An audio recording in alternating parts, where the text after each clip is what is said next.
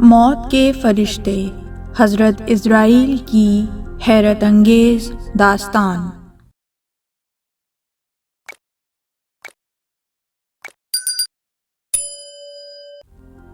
حضرت عزرائیل کے بارے میں اکثر سوچا جاتا ہے کہ وہ کیسے ہیں اور انسانوں کی جان کیسے نکالتے ہیں۔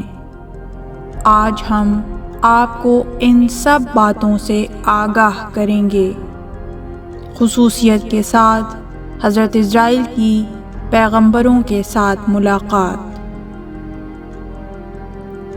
4 فرشتوں جبرائیل، میکائیل، اسرافیل اور عزرائیل، ان سب میں سب سے زیادہ جن کا نام سنتے ہیں وہ حضرت عزرائیل ہیں، جن کا نام سنتے ہی دل دہل جاتا ہے۔ حضرت عزرائیل علیہ السلام کا وظیفہ اور کام۔ پروردگار عالم نے عزرائیل کو جب جان لینے کی ذمہ داری سونپی تو عزرائیل علیہ السلام نے عرض کیا کہ اے میرے مالک، انسان مجھ سے خوف کھائیں گے اور نفرت کریں گے۔ پروردگار عالم نے فرمایا، اے عزرائیل، ہم انسانوں کو بیماری اور حادثات کے ذریعے موت دیں گے، اور انہیں یہ احساس نہیں ہوگا کہ تم ان کی موت کا باعث ہو۔ اور حقیقتاً ایسا ہی ہے، جب کوئی اس دنیا سے جاتا ہے تو یہی کہا جاتا ہے کہ فلاں حادثے یا بیماری سے موت ہو گئی۔ یہ بات سمجھ لینے کی ضرورت ہے کہ موت خاتمہ نہیں بلکہ ایک جگہ سے دوسری جگہ منتقل ہونے کا نام ہے، دنیا کی سختیوں سے آزادی کا نام۔ ہم اپنے پیاروں سے بچھڑتے ہیں، لیکن اگلے جہان میں ان سے ملاقات کریں گے کہ جو ہم سے پہلے وہاں پہنچ چکے ہیں۔ موت تو لقاء اللہ کی منزل ہے، اس لحاظ سے عزرائیل علیہ السلام کا وظیفہ رحمت پروردگار ہے۔ معراج کے موقع پر عزرائیل سے جناب رسول خدا صلی اللہ علیہ وآلہ وسلم کی ملاقات۔ جب رسول خدا صلی اللہ علیہ وآلہ وسلم معراج پر تشریف لے گئے تو وہاں عزرائیل کو دیکھا۔ جبرائیل نے پیغمبر سے کہا کہ یا رسول اللہ، عزرائیل اور جہنم کے نگہبان کبھی مسکراتے نہیں ہیں۔ رسول خدا صلی اللہ علیہ وآلہ وسلم نے عزرائیل سے پوچھا کہ آپ انسانوں کی جان کس طرح لیتے ہیں؟ عزرائیل نے عرض کی، یا رسول اللہ، جب سے خدا نے مجھے یہ وظیفہ دیا ہے میں یہیں مقیم ہوں، یہاں سے کہیں نہیں جاتا۔ اللہ نے مجھے 5000 فرشتے عطا کیے ہیں۔ جب کسی کی موت کا وقت قریب آتا ہے تو اس کا رزق و روزی ختم ہو جاتا ہے۔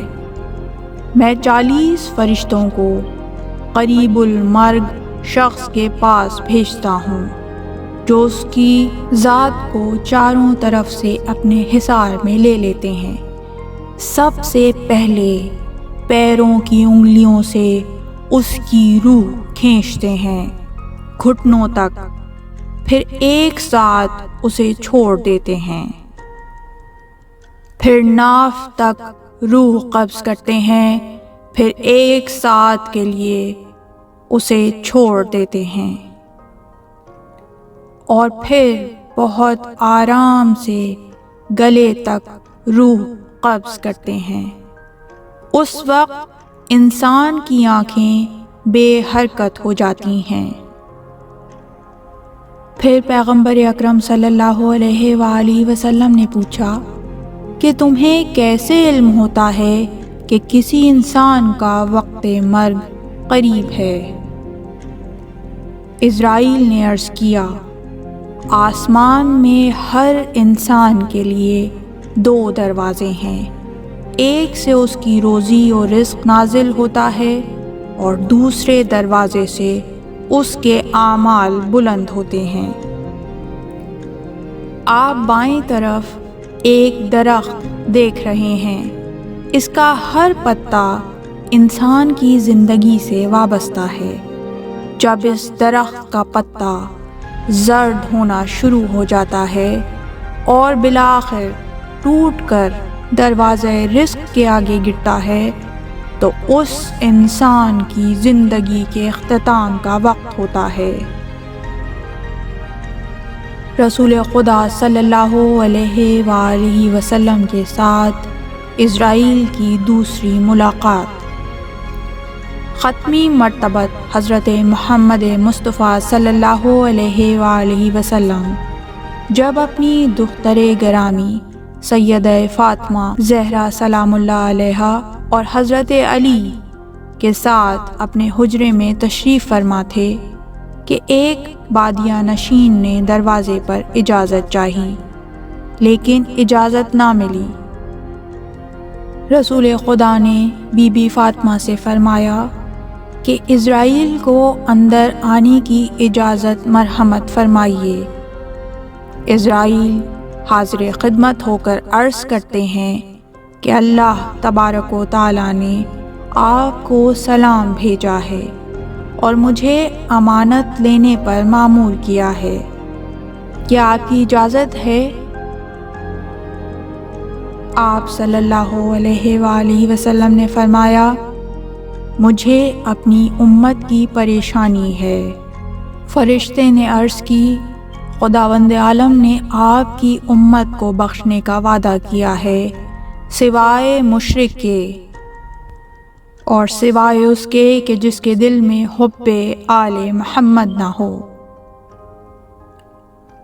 رسول خدا نے اسرائیل کو فرمایا، امانت لے جاؤ۔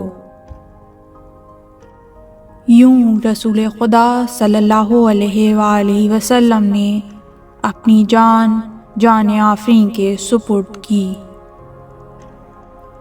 جیسا کہ بیان کیا گیا کہ اسرائیل کی معاونت کے لیے ان کے بہت سارے ساتھی اور نمائندے ہیں، اور ان ساتھیوں کے مختلف گروہ ہیں، جیسے کہ نازعات، سابحات اور سابقات، کہ ہر ایک کے ذمے خاص موجودات کی روح قبض کرنے کا کام ہے۔ مثال کے طور پر ناشطات کا کام ہے کہ مومنین کی روح کو آرام اور مہربانی سے قبض کریں، جیسے کہ اسرائیل علیہ السلام نے رسول خدا کے سامنے معراج کے موقع پر روح قبض کرنے کا احوال بیان کیا۔ تو یہ روح قبض کرنا کہ جو آرام اور مہربانی کے ساتھ تھا، یہ مومنین کی ارواح کے ساتھ مخصوص ہے۔ موت کے فرشتوں کا ایک دوسرا گروہ نازعات ہے کہ جس کا کام کافروں کی روح کو شدت اور عذاب کے ساتھ قبض کرنا ہے۔